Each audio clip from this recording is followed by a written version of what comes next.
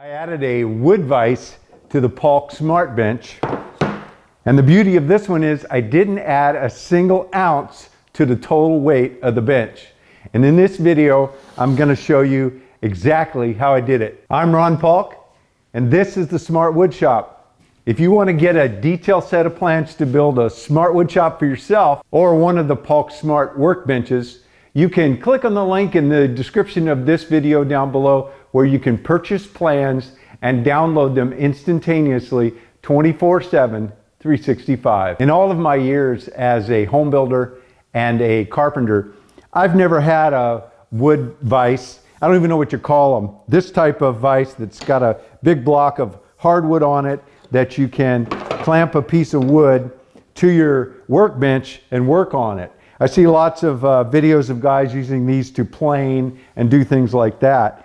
Well, I've had requests for mounting benches, and I've seen photographs of people that have mounted vises to their workbenches. I've avoided it because for me, number one is I've got to pick up and carry this thing. I've got to store it in the trailer. I don't want anything extra on the bench. I want it as simple as possible, as light as possible.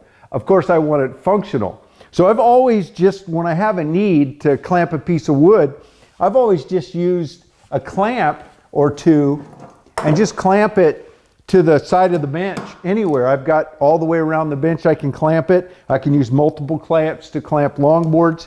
It takes a little bit more to set it up and clamp it, but it's certainly doable. I've been doing it for a long time. This seems like a pretty neat idea. I picked up this wood clamp. In fact, I'll make sure this is in my Amazon store, and I will also put a link directly to it in the description of this video down below. It seems to be a pretty nice one. It had good reviews, and it seemed to be a pretty good price. It was just a little bit over $100, and I saw some for a lot more. But this one seems to be well built. I like that it included the block of wood. Some of them didn't have this, and also this wood handle that is removable. So I liked it all. It's got nice a nice big thread bolt and a couple of rods. It's pretty sturdy. So anyway, don't have a lot of experience with them, but I do like it so far.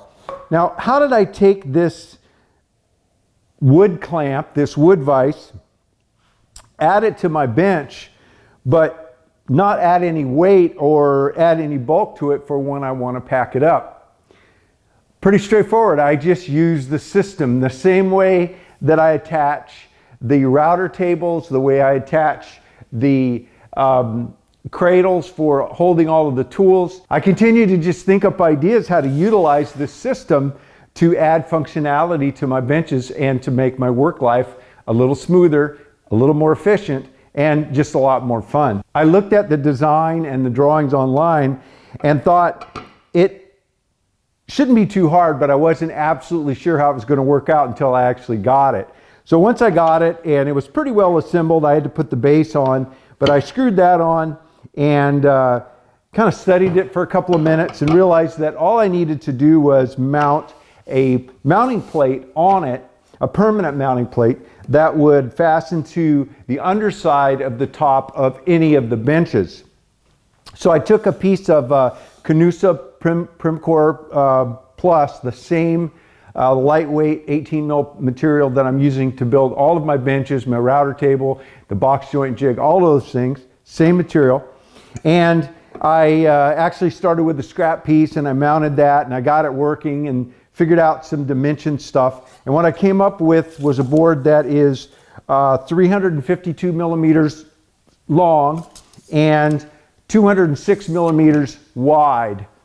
That is, like everything, a multiple of 32 in both directions, except in this direction, the 206, it's a multiple of 32 minus 18 millimeters. That's because the side of the bench is 18 millimeters and it's going to mount underneath and butt up against that. And of course, the holes are 32 millimeters set back. So again, that's how I came up with the 206. I drilled a bunch of holes in it. I really only need two, just the two closest to the bench, but I decided that in case I got it all mounted and I needed more support, that I wanted just extra holes. So I drilled, again, more than I needed.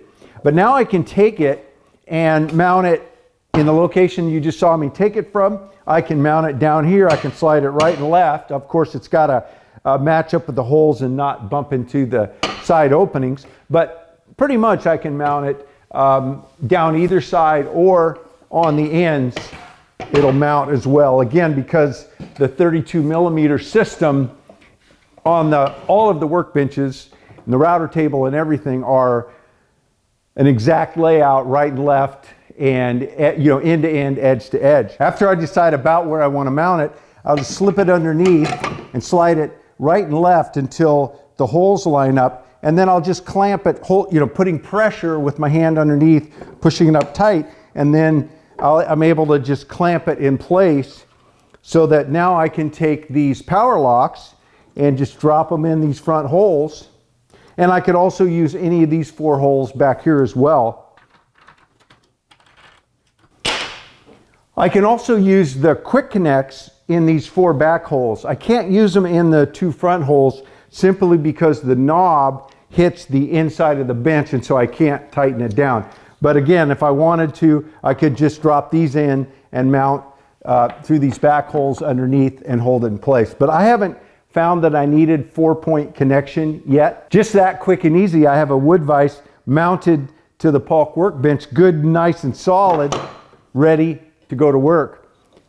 When I'm on the job, it's below the height of the bench, so it doesn't get in my way when I'm doing my other things, so I can just leave it where it is until I'm ready to wrap up on the job, and then taking it off is even easier. Again, I'll clamp it to the bench, clamp itself, so now it's squeezing this side of the bench, and that frees up these bench dogs to be able to be loosened up. If I didn't do that, then I would have to be trying to support it underneath. So that was a little thing that I learned after a couple tries, that I could mount it without doing that, but again, that makes it a lot easier.